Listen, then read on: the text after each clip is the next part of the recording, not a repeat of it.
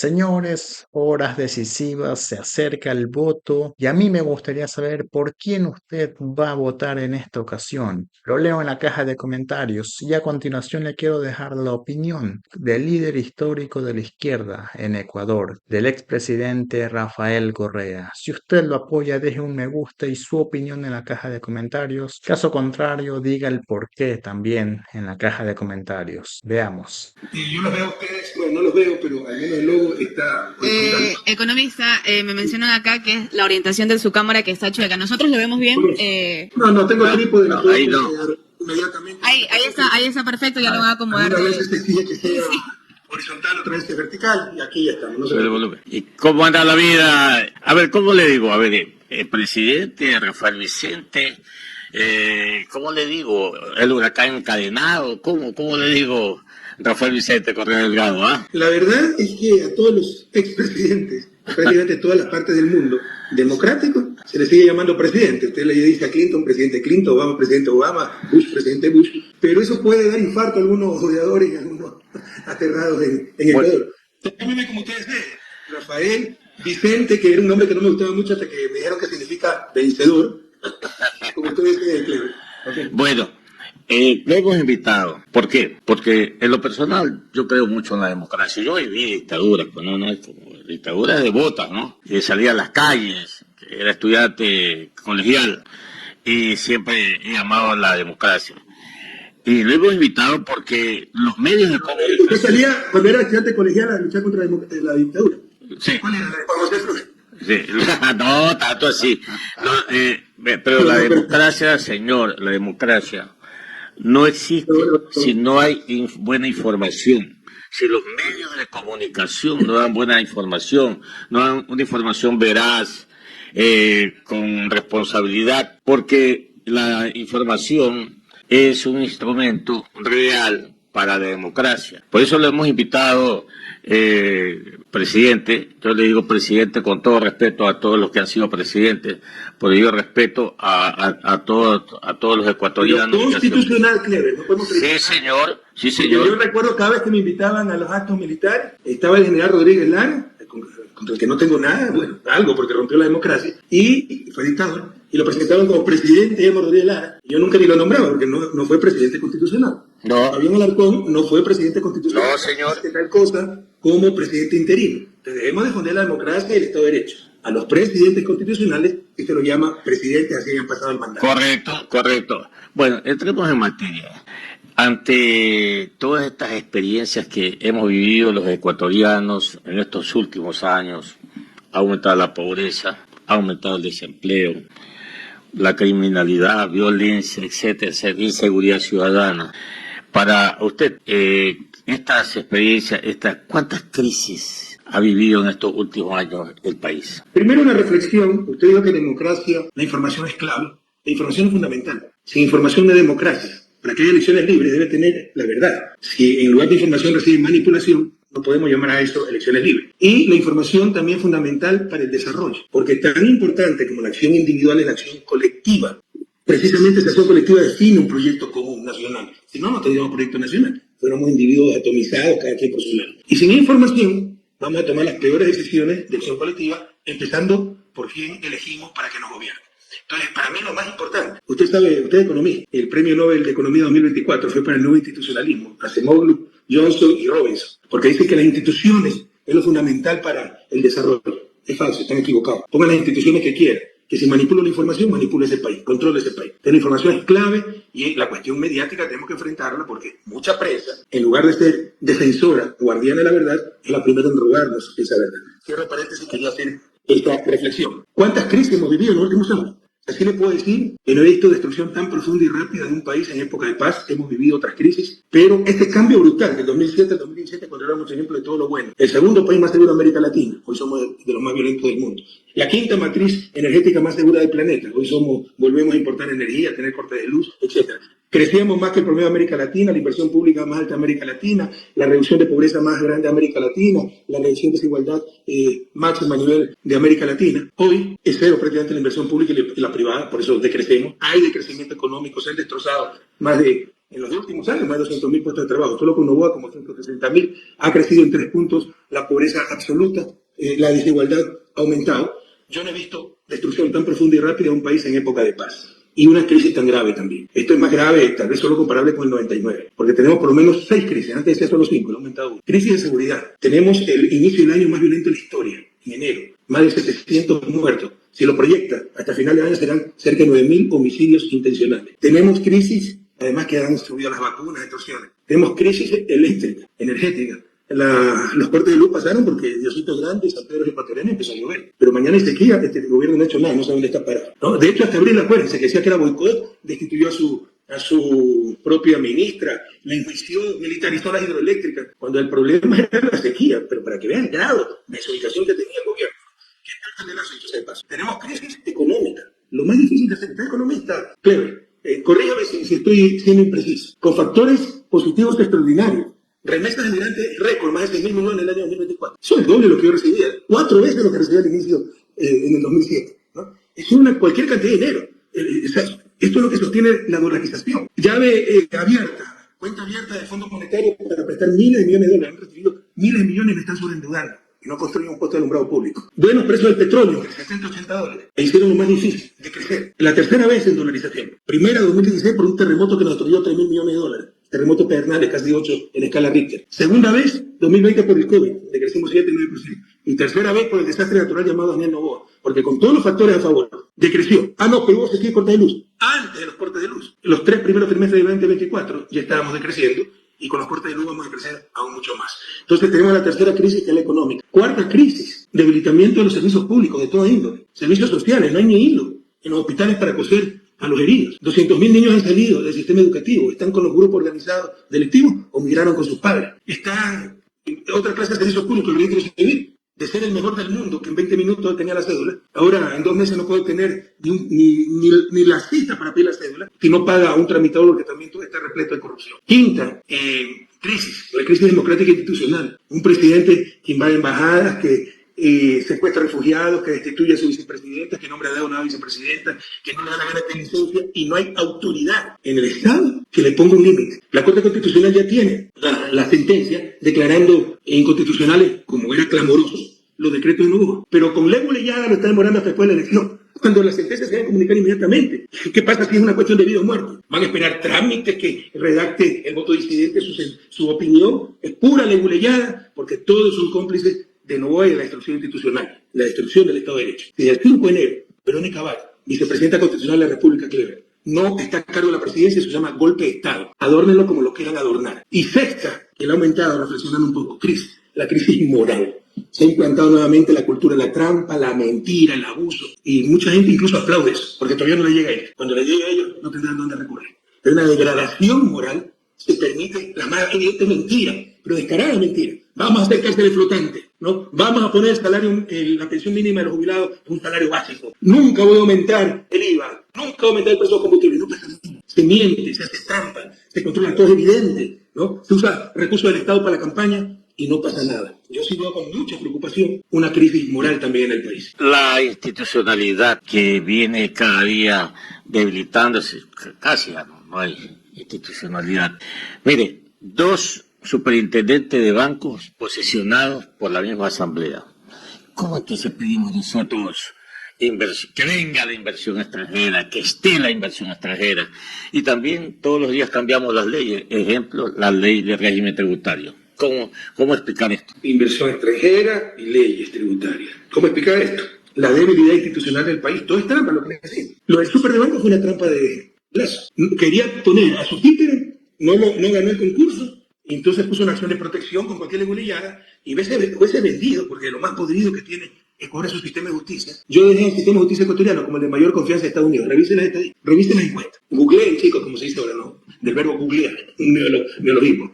El verbo googlear no existe por si acaso, ¿no? Pero ahora se utiliza googlear. En todo caso, revisen y verán que la confianza en el sistema de justicia ecuatoriano era la más alta de América Latina. Cómo empezó a aumentar la productividad, a despacharse casos. Antes eran mucho más los que entraban que los que salían. Los casos que entraban de los que se despachaban y se acumulaban. Millones de casos. Cocidos en bodegas tirados. Todo eso se eliminó, nos pusimos al día. Infraestructura súper moderna, sistemas informáticos. No me lo contaron, yo lo vi. Venían comisiones uruguayas, de Uruguay, a ver nuestro sistema de justicia. Uruguay es los países más desarrollados del continente. Venían a vernos a nosotros, el ejemplo ecuatoriano. Hoy es una completa podredumbre, ineptitud, corrupción. Entonces se valieron de esos jueces, como se valen ahora, acción de protección a favor del que quiero, bloquean al que no quiero. Por ejemplo, a la vicepresidenta Vale negaron todas las acciones de protección, a Ureglaje, etc. Entonces, todo está manipulado. E impuso este superintendente, pero hay un vacío legal y una disputa, ¿no? Pero ¿cuál es el problema de fondo, pues, mi querido Clever? Y demás periodistas que nos acompañan, perdónenme, no retuve el nombre de todos, ¿no? Y jóvenes que me escuchan, en guayacenses, ecuatorianos, ¿cuál es el problema de fondo? Que somos un narcoestado. Eso quiere decir, eso no ocurrió antes, eso no ocurrió con Gutiérrez, con Palacio, ni durante ni antes de mi gobierno. Eso ocurrió con Moreno, Lazo y Noboa. El narcotráfico ha infiltrado el Estado, sistema de justicia, fiscalía. ¿A qué gran capo de la droga ha capturado la fiscal? Porque es cómplice de todo. Fuerza Armada, Policía Nacional, el propio gobierno. Pero también ha infiltrado el sector privado. La banca mueve más de 4.000 millones de dólares en dinero sucio. Se combate el narcotráfico, se le acaba este lavado de dinero y quiebran algunos bancos. Entonces son los primeros en no querer una verdadera lucha contra el narcotráfico. La economía decrece, los depósitos han crecido, lo pueden verificar. Googleen nuevamente, joven. Lo pueden verificar. Eso significa que hay lavado de activos, lavado de dinero sucio. Entonces no quieren, en verdad, acabar con el narcotráfico. Y por eso necesitaban un superintendente funcional a la banca. Y destituyeron al superintendente independiente para poner a su títere y con la complicidad de la fiscalía que allanó, incautó dispositivos. O sea, es una locura.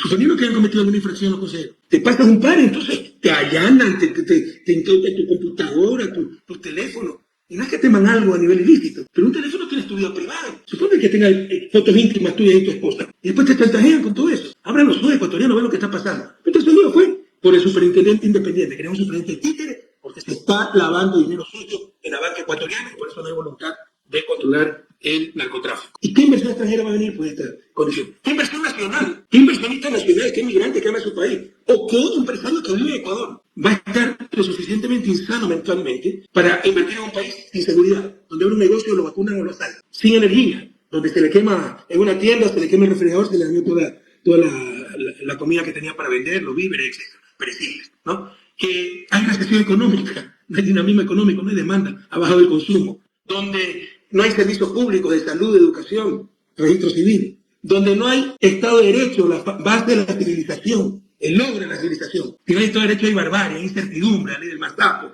la ley del más fuerte, ¿no? Y donde hay ese retroceso moral que le decía, ¿qué inversionista va a venir a invertir en Ecuador? El daño es inmenso y algunos aplauden su propia desgracia. Lo único que nos sacará de esta inercia, Clever, es recuperar la inversión pública, porque por definición el Estado busca el bien común, representa a toda la sociedad. Pero un inversionista que solo busca su beneficio personal lícitamente, le estoy criticando, ¿no? Su propio lucro, ¿qué va a venir a invertir en Ecuador? Ni loco. Entonces, lo único que nos sacará de este atolladero era una buena inversión pública, carreteras hidroeléctricas, que reactive la economía, genere puestos de trabajo, y cuando esté más dinámica la economía, ahí vendrá la inversión privada. Y finalmente usted me hablaba de las leyes tributarias que cambian a cada rato. Mire, el problema de Ecuador es un problema de leyes, y todo lo quieren resolver con leyes. E incluso hay terribles incentivos, ¿no? El CNE, que es una desgracia, no solo son corruptos, son ineptos, te han destrozado todas las leyes democráticas, todas las leyes electorales, una colcha de retraso. Tonterías, por ejemplo, que un alcalde no puede hacer campaña. Pregunte, pues, en Estados Unidos los gobernadores no pueden hacer campaña, los republicanos por Trump, los demócratas por Kamala Harris. Aquí le prohibieron hacer campaña incluso fuera de la oficina. Un puesto político le impide hacer política. O sea, son niños con juguete nuevo, y niños corruptos, e ineptos, y han destrozado la institucionalidad. En todo caso, ellos también ponen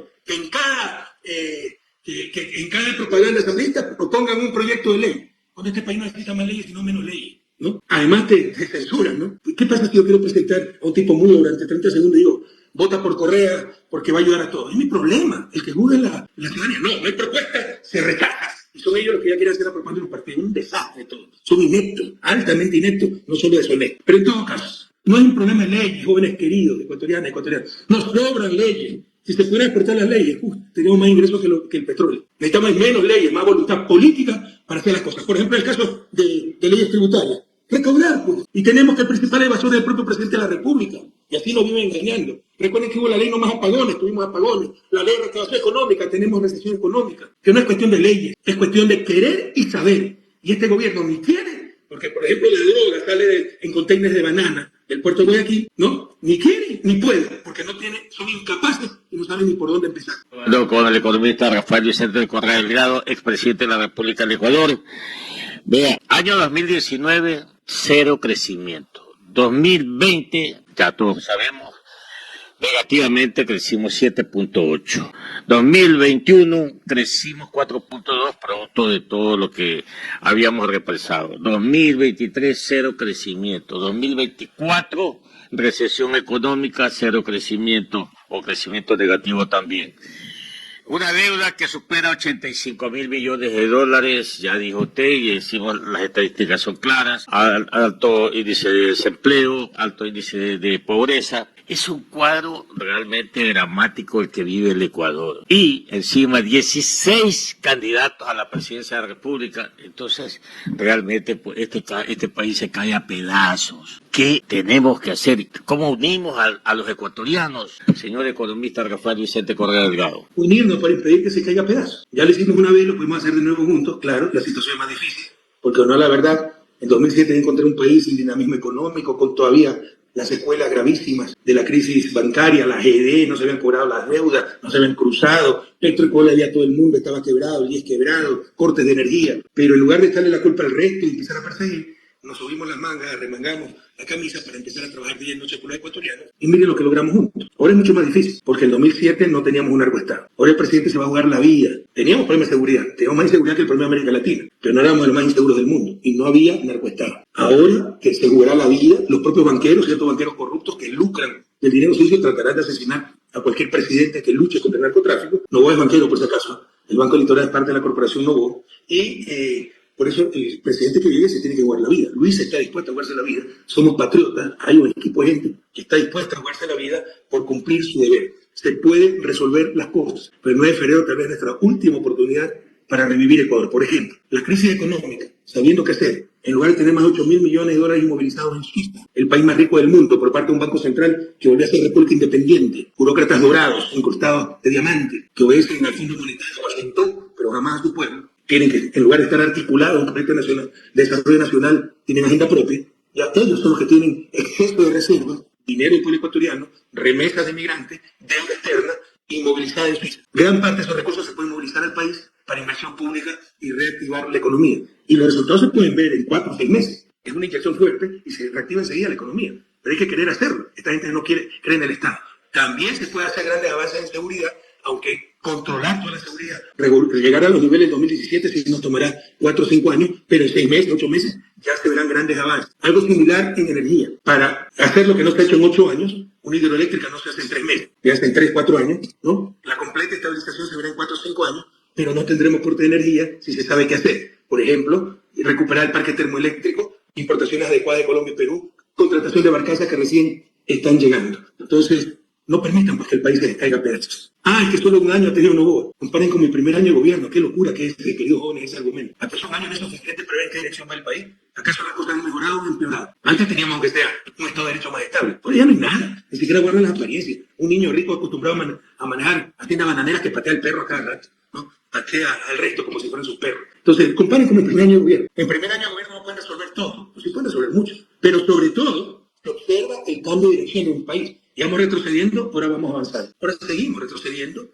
e incluyendo otras cosas, donde antes algo de estabilidad había, como el Estado de Derecho. Abran los ojos pueblo ecuatoriano, el 9 de febrero tal vez nuestra última oportunidad. Para finalizar, sus cifras discrepan un poco las mías. Usted dijo que en el 2019 hubo 0 de crecimiento. Bueno, es verdad que el Banco Central ha cambiado cada rato las cifras, ¿no? Y otras, las grandes víctimas de estos gobiernos han sido las cuentas nacionales. A cada rato las han cambiado el año base, eso supuestamente es un desastre. Pero normalmente, los 3 únicos años que hemos decrecido, 2016, con terremoto de Pedernales que nos costó 3.000 millones de dólares, en pérdida 3.500, 2020 por el COVID y 2024 por Daniel Noboa.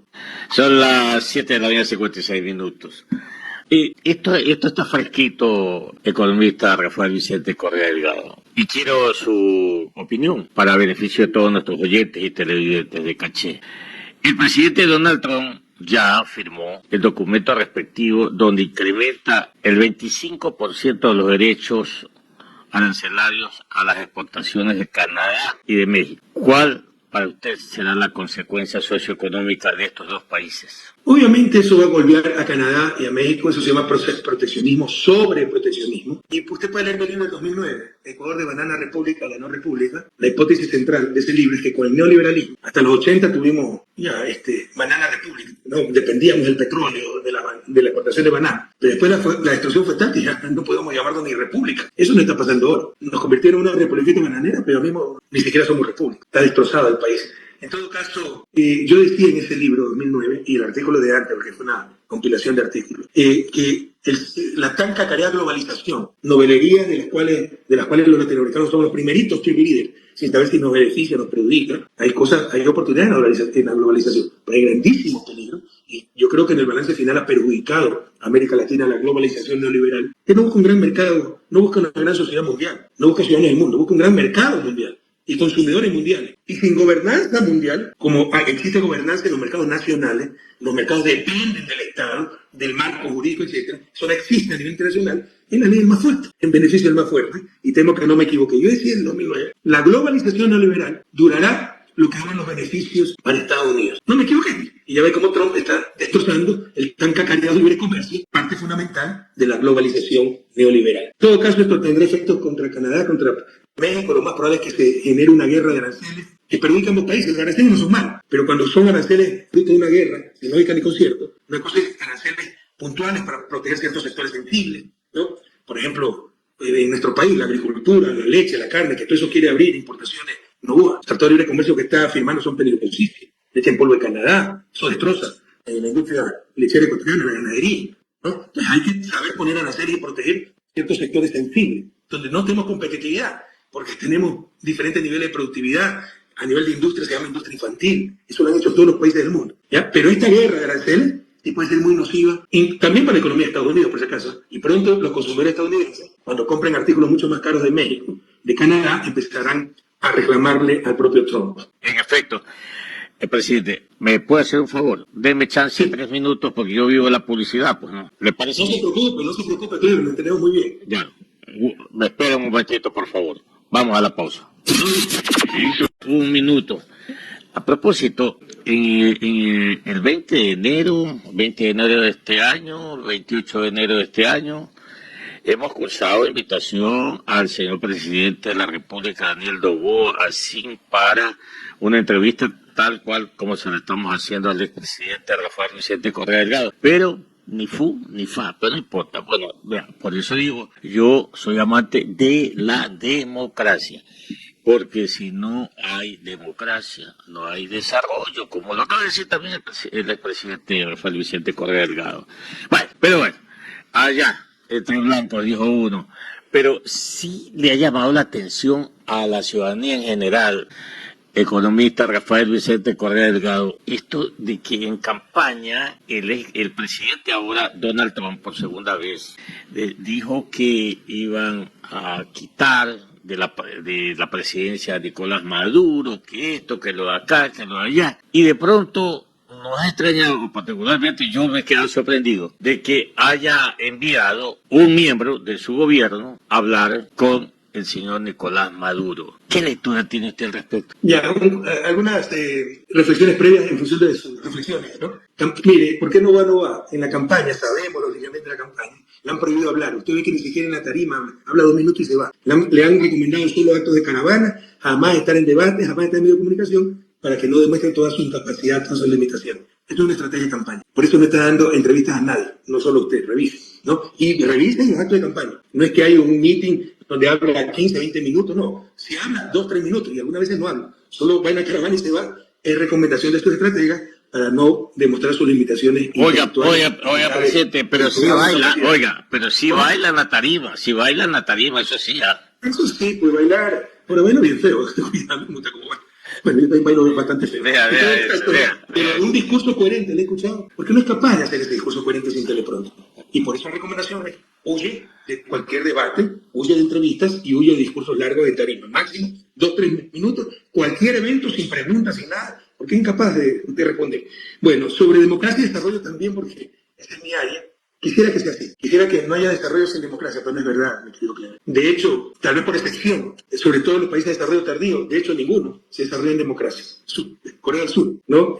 Con el general Park, 16 años de dictadura. Singapur, con Lee Kuan Yew, que supuestamente había elecciones, pero era todo pantalla, porque en verdad era un régimen totalmente autoritario, que todavía, dicho sea de paso, está alejado de los estándares democráticos de una democracia occidental, una democracia liberal. Por eso el gran desafío de América Latina es desarrollarnos en democracia, hacerlo más rápido y mejor. Pero eso significa convertir a la democracia en un instrumento de desarrollo. Aquí nos hablan de libertad. Me encanta hablar a los neoliberales de libertad. ¿De qué libertad te hablan? Nos hablan si no puedes salir a la calle porque te asaltan. Si no puedes abrir un negocio porque te vacunan. Sin seguridad no hay libertad. ¿De qué libertad te hablan? Si la opción es encontrar un trabajo con un sueldo de miseria, que te exploten, te maltraten, o morirte de hambre o migrar. Entonces, para que haya verdadera libertad se necesita una base material, que la gente pueda optar. Significa crecimiento económico, productividad, eficiencia. Entonces, para que haya real democracia, ¿no? Real elección, libertad, derechos, se requiere esta base material. Esa democracia debe convertirse en instrumento de prosperidad y desarrollo. Entendamos eso, la izquierda latinoamericana, que no habla de esto, pero en general los latinoamericanos, porque los políticos no hablan de esto. Nos encanta el democratismo, votar por todo. Muchas veces, en lugar de democracia, tenemos oclocracia, ¿no? El gobierno no del pueblo, como sujeto político con conciencia colectiva, con proyecto nacional común, sino el gobierno del tumulto, de la masa, de la coyuntura, de la ley más fuerte, de más civil. Y eso nos destruye como sociedad y nos impide el desarrollo. El desafío latinoamericano, uno de los tantos desafíos, es convertir a nuestros sistemas democráticos en instrumentos de desarrollo. Y entre otras cosas eso significa garantizar que lleguen los mejores. No el que tiene más dinero, no el más capo, no el que más regala cocina, ropa, etc. Sino el mejor proyecto político. Y para eso nuevamente llegamos a lo mismo. Es fundamental una prensa que diga la verdad y que no manipule. Cierro paréntesis, pero sí quería corregir eso, claro, porque no es verdad, no hay relación entre desarrollo entre democracia y desarrollo. Por el contrario, casi todos los países de desarrollo tardío, por ahí la discutible excepción de Israel, que es un país impuesto, pero Taiwán, Hong Kong, Singapur, Corea, ninguno ha tenido democracia. En todo caso, a su pregunta, nos extraña que Trump haya enviado un enviado especial a Maduro. A mí no me extraña en absoluto. Trump es un hombre de negocio, un tipo pragmático. Eso hay que reconocerlo. Fue apoyado por los petroleros. Desde el primer momento noté que era bravucón con Cuba, con los migrantes, pero no era bravucón con el régimen de Maduro. Enseguida lo percibí. Y era porque se iba a acercar a ese régimen, porque estamos hablando de un país donde es claro pues, quién es el presidente reconocido. Porque acá traen un payaso como Mundo González, nos encanta hacer el ridículo. Es claro pues, quién gobierna Venezuela, nos guste o no nos guste. Y resulta que Venezuela es la reserva mundial de petróleo más grande. La reserva más grande del planeta de petróleo la tiene Venezuela. ¿Usted sabe cuánto negocio hay ahí? Por eso ya le extendió la licencia a Chevron, en una empresa estadounidense, ¿no? Enseña a Trump. Y reconoce a Maduro con su delegado personal para que vaya a conversar con Maduro, porque son pragmáticos y saben que él es el presidente reconocido y que Venezuela es la reserva de petróleo más grande del planeta y que hay muchísimas compañías petroleras que apoyaron a Trump y que quieren invertir en Venezuela. Y nuevamente no vemos la diplomacia de la novelería, del vasallaje, de la estupidez, no en función de nuestro interés. Y bueno, de la campaña electoral también, ¿no? La vieja confiable de Venezuela. Traen el mundo González para hacerle daño a Correa, a la Revolución Ciudadana, y quedamos como idiotas. Porque días después, Trump manda a su enviado personal a conversar con Maduro. Bueno, son 8 y 8. Mira, y no será también que el presidente Nicolás Maduro también cuenta con el apoyo de China, de Rusia. ¿Por qué no? Hay muchos mitos sobre Venezuela. Es como a mí. Usted todavía le pregunta a alguna gente, todos los periodistas que se encarcelaron, todos los medios que se cerraron, ¿qué periodista se encarceló, por Dios? ¿Qué medio se cerró? Pero esa es la mentira ya instalada que se repite una y mil veces. Usted cree que Venezuela es Afganistán, bombardeada, militares en todos lados, reprimiendo a la gente. Vaya a ver a Venezuela.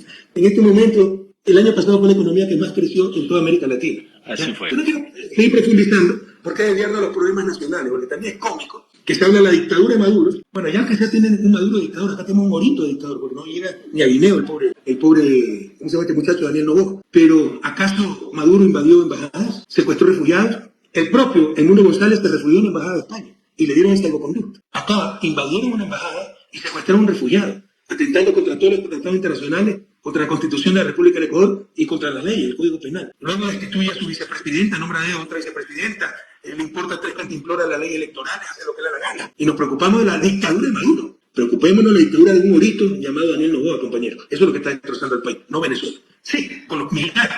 Y eso hay que remediarlo. Pero por el contrario, Ahí nos está hundiendo más Novoa porque firmó un decreto, 300 y pico, no recuerdo, para regularizar a los venezolanos de Ecuador. Revisa. Trump está expulsando 600.000 venezolanos porque tenían protección especial para que lleguen a Estados Unidos por medidas geopolíticas. A Trump no le interesa eso. Está deportando 600.000 venezolanos y nos van a llegar decenas de miles de venezolanos a Ecuador. Y eso también se conversó con Edmundo González, ¿no? Y mire, yo creo en la migración, soy internacionalista, me considero humanista, pero primero nuestra gente, en las condiciones actuales del país, no podemos recibir a esos venezolanos, no podemos recibir más migración de esa clase, ¿no? Que vino a disputar puestos de trabajo con nuestro pueblo, con los ecuatorianos. Mi compañero Fernando Cajo, desde la capital de todos los ecuatorianos, se integra este diálogo con el economista Rafael Vicente Correa Delgado. Gracias, Clever, y saludos al expresidente de la República, Rafael Delgado. Le cuento que me emociona hacerle un par de preguntas al menos, expresidente, pero también me da mucha tristeza.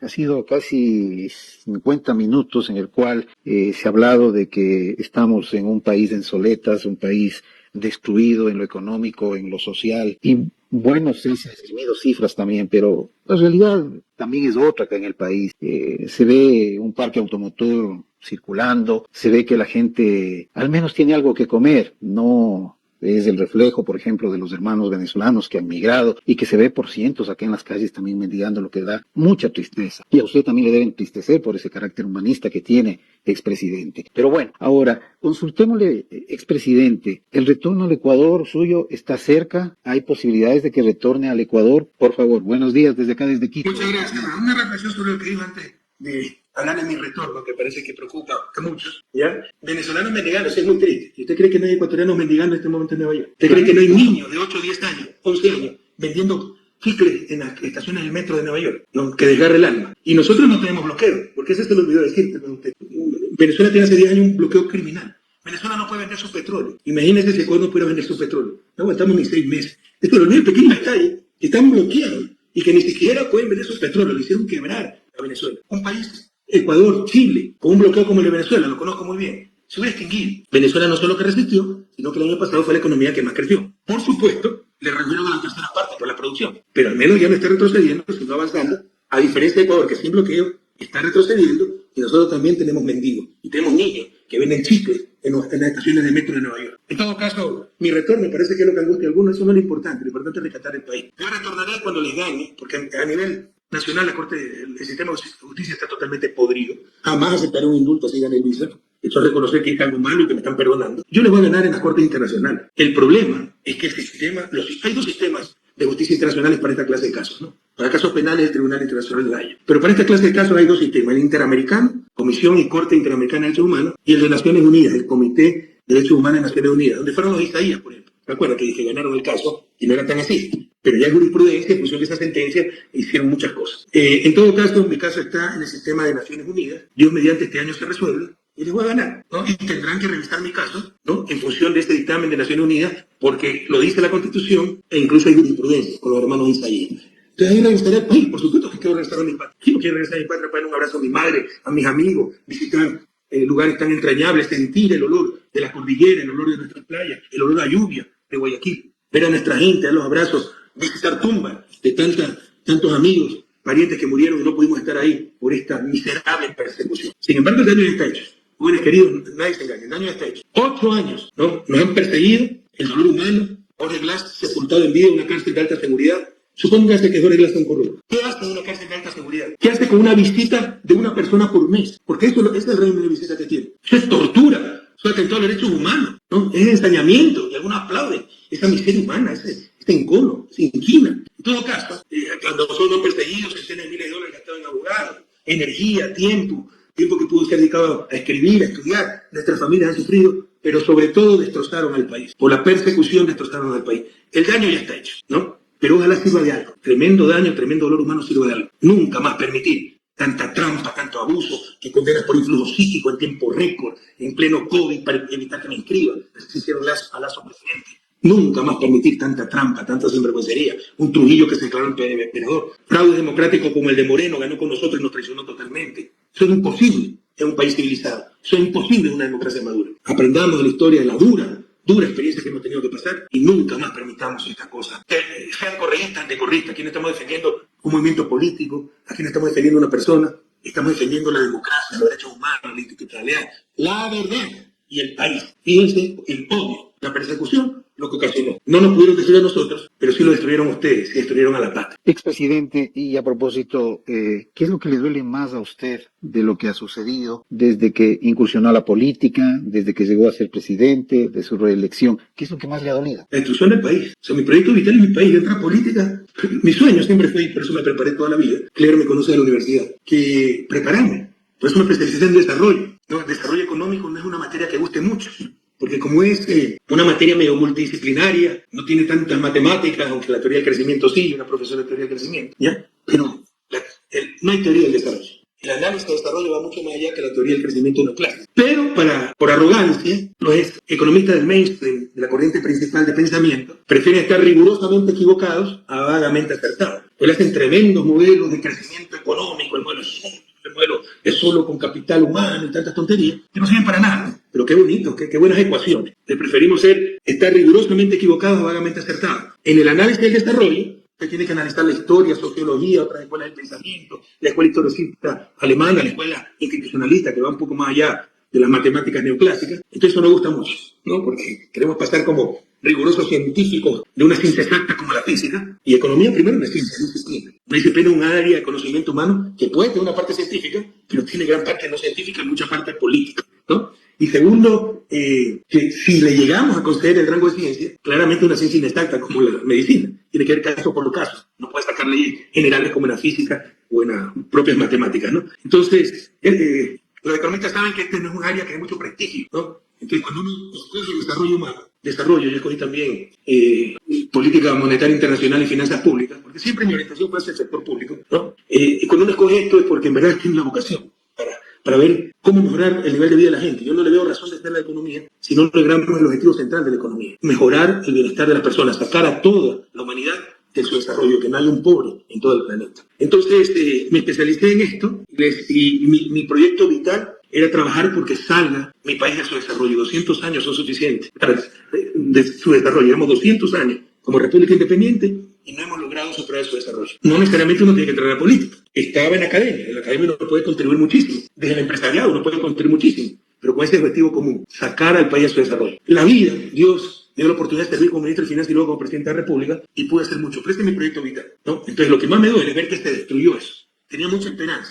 2007, 2017, ¿cómo avanzamos? Si seguíamos en esta senda, 20, 30 años más, que es lo que demora un proceso de desarrollo, porque son generaciones que tienen que salir de mejor educadas en nuestras escuelas, mejores universidades, muchas cosas. Toma tiempo, ¿ya? Seguimos, tal vez lo podía ver en vida, ese sueño vital. El país fuera de su desarrollo. Ya sé que no lo voy a ver. Moreno nos retrasó décadas y estos 3 últimos gobiernos han destrozado todo. Eso es lo que más me duele. La destrucción de mi país, la salud, la educación, la equidad, el aumento de miseria y también un poco la degradación moral de la cultura política. Porque muchos aplauden esta desgracia. Muchos aplauden su propia desgracia. Les han llenado el corazón de odio. Expresidente, el tiempo es corto. Me permito hacer una tercera pregunta porque ya quieren el cambio a la ciudad de Guayaquil. Pero le voy a decir algo que no sé si alguien le ha dicho, algo tan sencillo, tan así profundo. El país está dividido de correístas y anticorreístas. El país prácticamente se ha dividido. Pero hay muchas personas las cuales dicen, y yo voté por Rafael Correa, pero pasó el tiempo y ya no votó por Rafael Correa. Yo creí en Rafael Correa, pero de pronto, como usted acaba de decir, que qué es lo que más le duele y cuáles son esas expectativas que ha tenido para servir al país. ¿Qué pasó? Tal vez en su entorno es el que le falló, a más de lo que ya han señalado. ¿Quién le falló a usted? ¿Su entorno le ha fallado, expresidente? Y Steve Jobs decía, Fernando, si quiere contentar a todo el mundo, Steve Jobs, el fundador de Apple, ¿no? Si quiere contentar a todo el mundo, no sea líder, vende helados. No se puede contentar a todo el mundo. Dicho esto, ¿por qué cree que no me dejan regresar al país? Porque si fuera candidato, saben que le gano una sola vuelta electoral, modestia aparte. Gracias a Dios al pueblo ecuatoriano. Entonces no están así. Y esos que nos odian y que me odian tanto, y miren por qué, por trabajar 10 noches por mi patria, por dejar el país como ejemplo de todo lo bueno, el jaguar latinoamericano, por tener la segunda mejor red vial de América Latina cuando antes teníamos los peores y ahora tenemos las peores, por tener la segunda mejor infraestructura, solo superado por el canal de Panamá, infraestructura incluye puertos, aeropuertos, por tener el problema de becas más grande de América Latina, por crecer más que América Latina, reducir pobreza, reducir desigualdad, por tener avances sin precedentes en seguridad social, en atención de salud, en educación. Que me digan por qué me odian. Pregúntenles si me conocen personalmente. Pues se alimentan de Teleamazonas, de Coavisa, de la prensa corrupta, que les llena de odio el corazón, pues mienten todos los días. O sea, somos los ladrones que nos robamos 70.000 millones de dólares. ¿Quién puede robarse 70.000 millones de dólares? 70.000 millones de dólares. El presupuesto del Estado es 32.000 millones. Más de 2 veces el presupuesto del Estado. Y esta tontería, dicha primero por Moreno, por un mentiroso compulsivo como esta de Basofia, fue repetida 3-4 años y decían que era un informe del BID. Y a nadie se le ocurrió preguntar, ¿existe el informe del BID? Es una mentira. Si fuéramos corruptos, ¿cree que nos tendrían que condenar por homicidio psíquico? Por eso pueden condenar hasta el Papa Francisco. ¿Creen que yo no era encontrado por las cuentas secretas del dinero mal habido? Si nos han puesto a toda la inteligencia del Estado, han contratado empresas, la propia CIA, nos espiaron. ¿No? Entonces es evidente que los corruptos siempre fueron ellos. ¿Pero por qué no odia esta gente? Que los sobreprecios no obra. No hay una obra de sobreprecio. Por el odio que ha inoculado la mafia mediática, que es el principal partido político del Ecuador, de oposición a nosotros. Si esa mafia mediática, los partidos de derecha opositores, no sacarían ni el 10% de los votos. Entonces yo le pregunto a los que no odian, a los que me odian, ¿me conocen? ¿O fue lo que le recomendó, los que escucharon de Teleamazonas, Ecoavisa, El Comercio, El Universo? ¿No? Entonces, y el problema, por ejemplo, que tenemos de algo de resistencia son los sectores urbanos, porque son los que se alimentan, desayunan, almuerzan y meriendan, viendo esas cloacas con antenas llamadas medios hegemónicos, prensa hegemónica que nos odian, porque tuvieron que pagar bien a sus trabajadores, porque no podían mentir impunemente, porque había derecho a la réplica, etc. Por el contrario, en los sectores rurales, sectores marginales que menos se alimentan de esa prensa, de la basura de esa prensa hegemónica, tenemos un gran apoyo popular. Entonces, los que nos odian primero, el odio les hace daño a ustedes, no a mí. El odio no conduce a nada bueno. Como dice Lula, en las elecciones no es para depositar odio, es para depositar esperanzas. Y segundo, ¿no? Pregúntense por qué no odian. ¿Me conocen acaso? Es porque le dijeron lo que le dijo la prensa, que sí los odia, que los manipula. ¿Ustedes creen que les interesa el país o a ustedes? Les interesa seguir manteniendo el poder, porque el poder mediático es tremendamente poderoso, ¿no? Nosotros lo conteníamos en función del bien común, ahora nadie lo contiene y hacen lo que le da la gana. Gracias, expresidente, por haber contestado las preguntas desde Quito. Seguimos en Guayaquil con Clever Chica y Kimberly García. Gracias, Fernando. Son las 8 de la mañana, 25 minutos. Mi compañerita de toda la mañana tiene inquietud para usted, señor economista Rafael Vicente Correa Delgado. Gracias, Claro, economista. Fernando cuando hablaba sí lo podía ver, a ustedes cuando hablan no. No escuché. Que no nos A Fernando cuando hablaba sí lo podía ver. Ajá. Ustedes cuando hablan no los puedo ver. No. Salen en pantalla. ¿Cómo hacía? Seguramente por los puntitos, nosotros salimos a través de imagen cuando están todos los usuarios conectados en la pantalla de Zoom, me parece, ¿verdad? Pero en todo caso, economista Correa... Oiga, economista. Sí. Anoche me mandaron un mensaje, ¿no? Me dice, economista, chica, nadie lo va a ver y nadie lo va a escuchar mañana, porque tiene de invitado a Rafael Correa. Y resulta que ahora mismo estamos saturados, tanto en los mensajes como todo. Por favor. Bueno, vaya usted, mi querida. Miren a dónde llega, no negar la trascendencia que tiene uno. Dije, Correa es bruto, que no sabe nada de economía.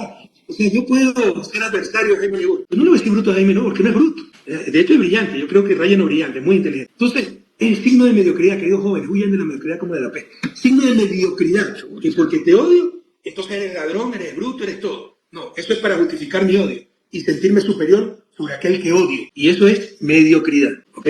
Espere, Kimberly, usted. Gracias, economista. Economista Correa, muy buenos días. Tuvimos la oportunidad de conversar en el año 2023 y creo que es bueno retomar este tema que es sobre la deserción de los estudiantes del sistema educativo. Usted ya lo decía al inicio de la entrevista, ¿no? Son 200.000 niños los que ya no pertenecen a este sistema educativo y la mayoría son reclutados por grupos de delincuencia organizada justamente para delinquir. Lo vimos en el 2024, niños matando a policías.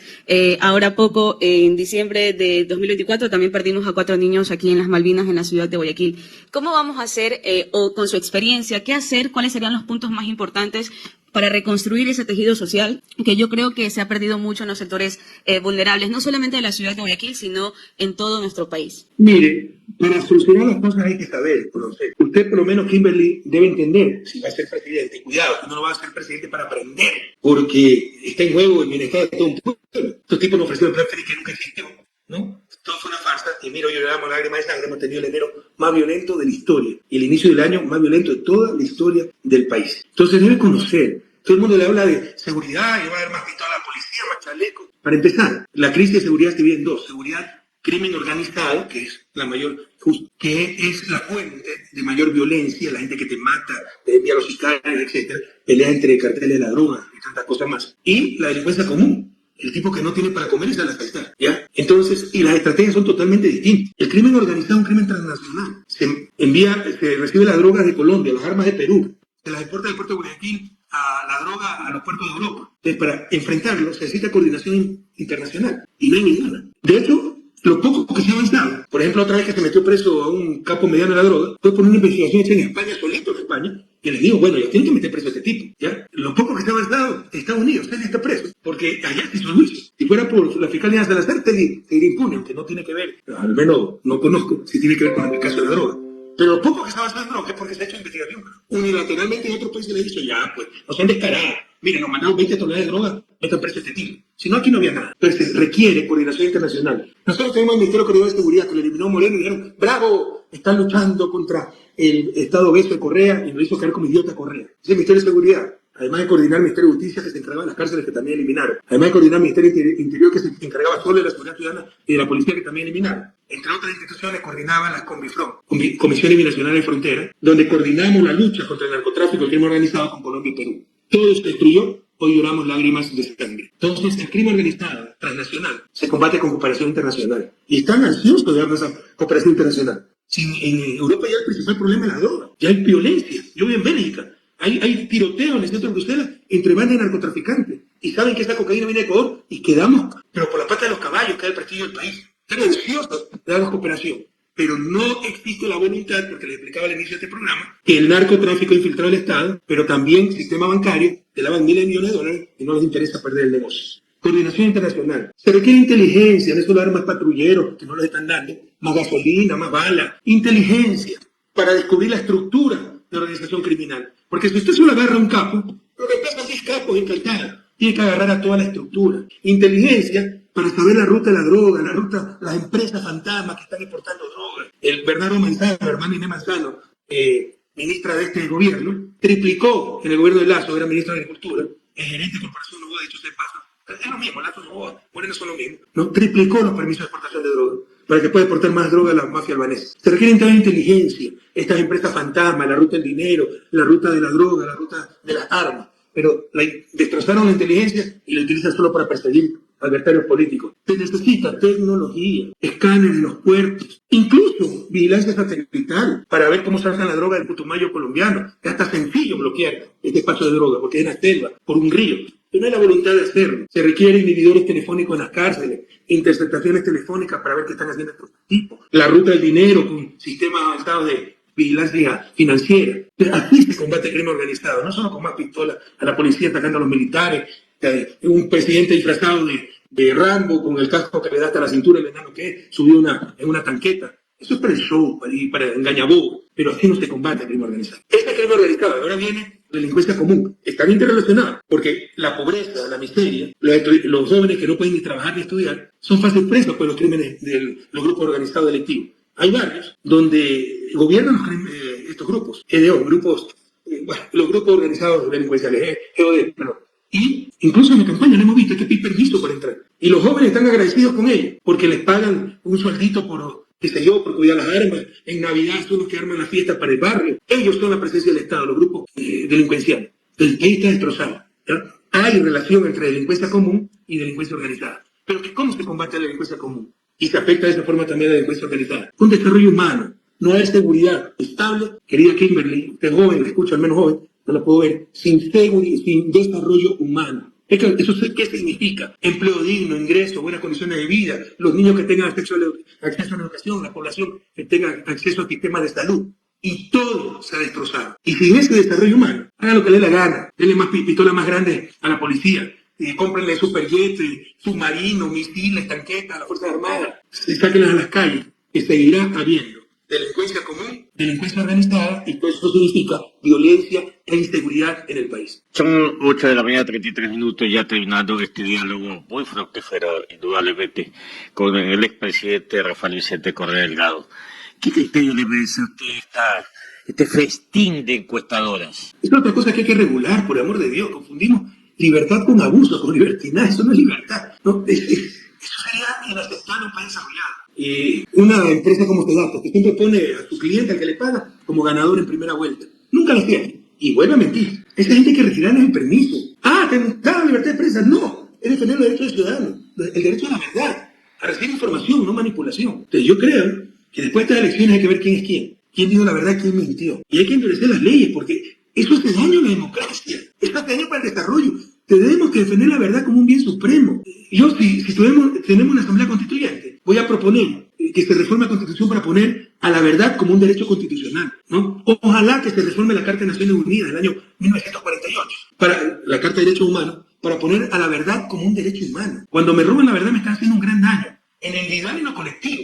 Por ejemplo, te odio, Correa, porque lo que escuché en el Amazonas, porque te robaste 70.000 millones de dólares, porque todas las obras tenían sobreprecio, porque asesinaste a Quinto Pazmiño, a Fausto Valdivieso, al general Gabela, y te llenan de odio, te llenan de odio, y te llenan de odio, y así destruye. Eso no es libertad, eso es manipulación y nadie la puede permitir. Entonces, tenemos que rescatar el valor de la verdad. Pero me di un poco de la pregunta. ¿Cuál fue la pregunta exactamente, Clever? Las encuestadoras. Las encuestas. Las No podemos permitir encuestas que engañaron deliberadamente. E incluso aquellas que no engañaron deliberadamente. Significa que tienen incapacidad técnica y no pueden estar en ese negocio. Por el bien del país, hay que reducir binomios. Una brutalidad que haya 16 binomios en un país como Ecuador con tremenda crisis y hay que pagarle la campaña, por si acaso, ¿no? Y acabar con este festín de encuestas que son, las gobiernos todas son pagadas para ponerlo como ganador, crear el framing, el marco que va a ganar una sola vuelta para hacernos el fraude y ya está la narrativa, ¿no? Cuando eso no es verdad. Incluso aquellas que son honestas, pero insolventes técnicamente, tampoco pueden realizar ese trabajo. Están falseando la verdad, nos están induciendo error. Y eso no es bueno para la democracia, eso no es libertad. Eso es atentar contra nuestra libertad y contra nuestro derecho a la verdad, a estar bien informados. Oiga, este cliché de sus opositores, dice, si gana Luisa González, regresa Rafael Vicente Correa Delgado y Ecuador se convertirá en una Cuba, en una Haití y una Venezuela. ¿Qué le parece?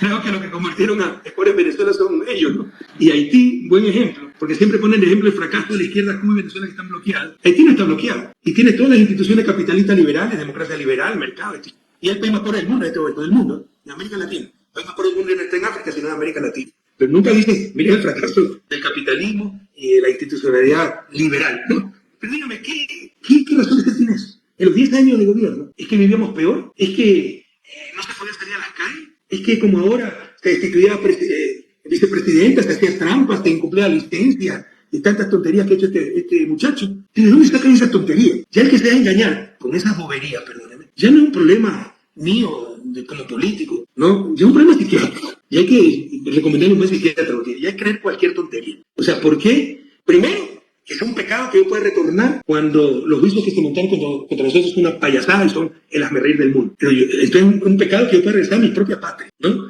Y segundo, que regreso para convertir a Ecuador en Venezuela, Cuba o Haití. ¿Por qué? O sea, ¿dónde están los elementos de juicio? ¿Dónde están las pruebas? O sea, son tonterías, pero hay gente que por odio las compra, ¿no? Ya que podemos hacer, es un problema ya de psiquiatra, ya no es un problema político, ya no es un problema de la propuesta que podamos hacer, es un problema psiquiátrico. El anticorrismo mata las neuronas, mi querido Cleber. El día 9 de febrero vamos todos a las urnas. Se está comentando bastante que a lo mejor estaría gestando algo irregular en los resultados. ¿Usted coincide con eso? Totalmente. No hay ninguna garantía de transparencia de este proceso. Lo vemos todos los días con el rompimiento de la Constitución, de las leyes electorales de Noboa, y nadie hace nada. Consejo Nacional Electoral, Tribunal Contencioso Electoral están pintados en la pared. Corte Constitucional, algo similar. Existen conflictos de intereses terribles. El hermano de Diana Tamaín es el cónsul en Queens, en Nueva York, de Noboa. O sea, el hermano de Diana Tamaín gana miles de dólares mensuales pagados por el gobierno de Noboa. Entonces, no me veas a mí, despido a tu hermano. Tú estás vendido. Y esto que están, el framing, que están creando de una sola vuelta, puede ser estrategia de ellos, ¿no? Que el voto útil vaya de la derecha, vaya de Noboa, y de hecho hay muchos candidatos que están en serio y ya no hacen campaña, lo cual es un fraude también porque le cuesta al Estado, ¿ya? ¿Para qué inscribieron? Para hacer este papelón. Pero también puede ser que estén creando la narrativa, que es falsa, de que puede ganar una sola vuelta. Si alguien puede ganar una sola vuelta, Luisa, que está delante de la encuesta. Todas las encuestas serias, por lo menos 7 encuestas, ponen adelante de Luisa, e incluso con una ventaja algo cómoda, pero todavía frágil, ¿no? 5 o 6 puntos. O sea, todo puede cambiar, puede subir 3 puntos de este tipo, bajar 3 puntos, ya se empata, o puede tener una ligera ventaja, nada está dicho.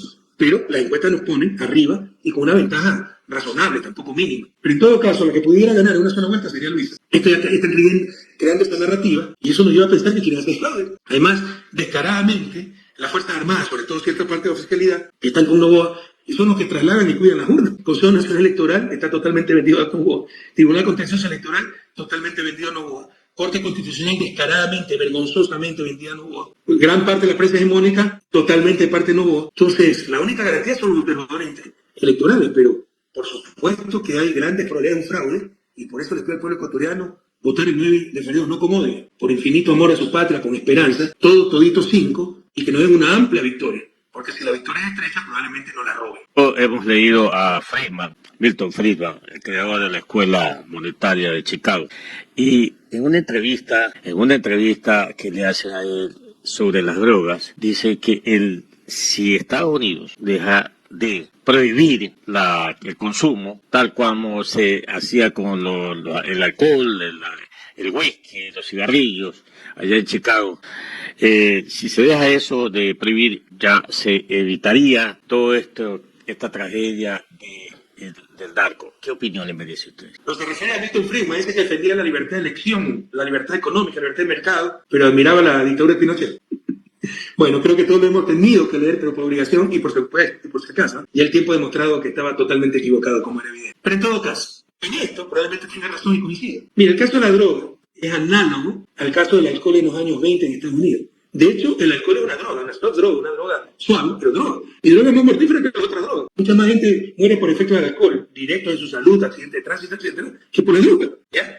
¿Qué pasó en Estados Unidos? En los años 20 se realizó una enmienda, reforma constitucional, allá le llaman enmienda, para prohibir el alcohol, porque era una droga que causaba accidentes, etc. El remedio fue más caro que la enfermedad, se desarrolló un mercado ilícito, se desarrolló violencia, el famoso Al Capone, los gánsteres, etc. No se podía controlar la calidad del producto, no se pagaba impuestos, ¿no? Había muertos, ¿no? Entonces tuvieron que derogar la enmienda. Es la única enmienda, después de 10, 12, 14 años, es la única enmienda, la única reforma constitucional en la historia de Estados Unidos que ha tenido que ser derogada. Bueno, ¿en qué se diferencia el caso del alcohol, que es una droga, al caso de las drogas actuales? ¿No? Todo es análogo, ¿no? Genera violencia, no se puede controlar la calidad de las drogas, el consumidor no es un delincuente sino un enfermo que hay que atenderlo con salud, no pagan impuestos. La única diferencia es que los muertos, en el caso del alcohol, eran gringos. Los muertos, en el caso de la droga actual, son latinoamericanos. Te sigan bombardeando nomás. Por eso, el gran Eduardo Galeano, escritor uruguayo, querido amigo, ya murió, autor de Las Venas Abiertas de América Latina, decía, en la responsabilidad de la lucha contra las drogas, las responsabilidades están repartidas. Nosotros ponemos los muertos y ellos ponen las narices. Si los muertos fueran estadounidenses, como en el caso del alcohol, hace rato, anoten lo que les digo, se hubiera legalizado el mercado de las drogas. Y esto no lo puede decir un político ecuatoriano, porque entonces es narcopolítico, un político latinoamericano, está de acuerdo con el cartel de las drogas. Ya le dijeron a México que el gobierno de México es socio de los carteles de drogas. Entonces también somos narcotraficantes. Pero eso lo dicen muchos senadores gringos, lo están diciendo. Y lo dijo Milton Friedman, Premio Nobel de Economía en 1976. ¿No? Entonces, si los muertos, escúchenme joven, si los muertos en la lucha contra las drogas fueran gringos, hace rato estaría legalizado el mercado de drogas. Bueno, economista Rafael Vicente Correa Delgado toca llanto. ¿Sabe por qué? Conmigo trabaja allá hace algunos años la hermana del profesor Bucha Armendáriz. ¿Ya? Ricardo Armendáriz. ¿Ah? Ricardo Armendáriz. Es que los jóvenes no lo conocen. El bochita. Tremendo mediocampista. ¿De qué equipo? Del Boquillo. Por supuesto, fue la Celeste. Hombre inteligente. Pero también mediocampista la tricolora. Tremendo mediocampista, tremendo jugador. Un abrazo al profesor, profesor de este entrenador, Bocha Armendáriz. Ricardo, el Bocha Armendáriz. Claro, aparte de eso, un hombre con mucha cultura, la verdad que... Me parece que él era salesiano, alumno de Cristóbal Colón, un gran colegio. Sí, en el Cristóbal. Yo fui profesor de El Cristóbal, sí. Cristobalino, ¿verdad? Compañero de Tachuela allá en el Cristóbal Colón. De Marlon Alarcón, ¿de qué Tachuela? De Ricardo Patiño. Del otro Tachuela, Ricardo, ya. Claro. Nosotros decimos Tachuela, a Marlon Alarcón, tremendo jugador, pero es más joven que yo, no, un año mayor a mí, mucho más joven que Ricardo. Y también era un gran jugador de fútbol. Ahora es un gran traumatólogo, que el doctor Alarcón. Claro, pues también Tachuela. Era terrible. Yo he jugado con Tachuela, ese es Tachuela Alarcón, gran traumatólogo, en efecto. Pero entonces ya... Todavía la pateo. Categoría sub-75. Sub 70. Bueno, señor, a ver, toca llanto. Mire, dice aquí Toño Rodríguez, dice, salúdenme al presidente. Y sigo llorando porque el bombillo, desde que él se fue, no es campeón. ¿Cómo es la cosa ahí? ¿Cómo Pero hablamos? vean con lámpara.